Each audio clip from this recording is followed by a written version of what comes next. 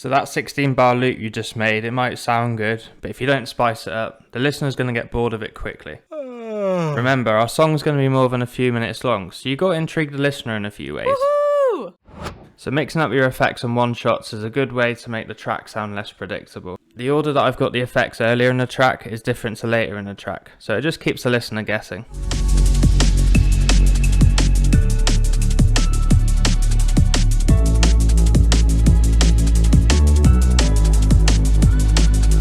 And here's later in the track where I've introduced some new effects and switched the order of them.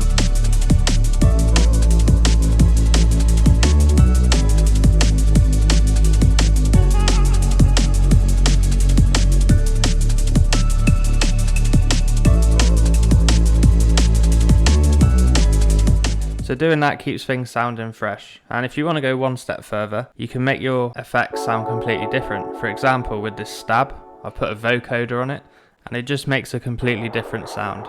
By all means, experiment, see what works for you.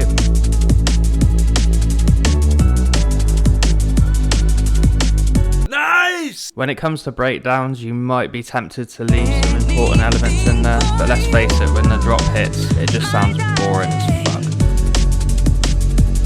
As a starting point, removing the drums completely from the break is a good thing, because the listener will be very pleased to hear them again once they come back. Please, please, please remove that pad. We've heard it enough already. Add something new. Add some atmosphere. Take the time, take control of it. Jumping into the next section without a transition just doesn't sound right. But this is your opportunity to tell the listener that a progression's coming, so make it count. Just for example, take out 2 bars of drums, add the vocal that you're going to be introducing, and just before the transition, tease the sound that you're going to be using.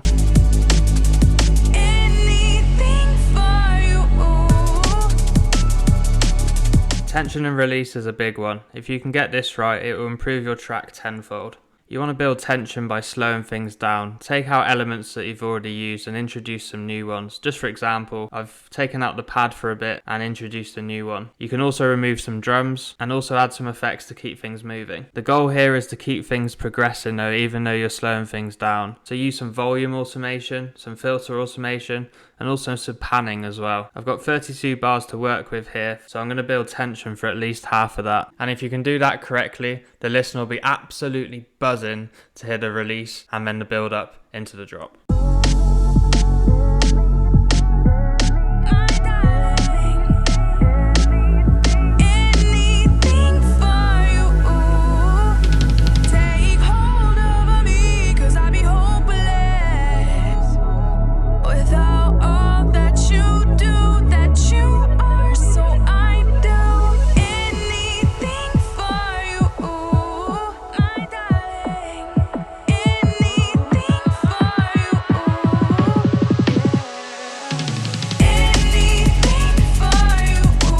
Thanks for watching, guys. Make sure to watch this video next and have a great week making bangers, and I'll see you very soon for another video. Peace.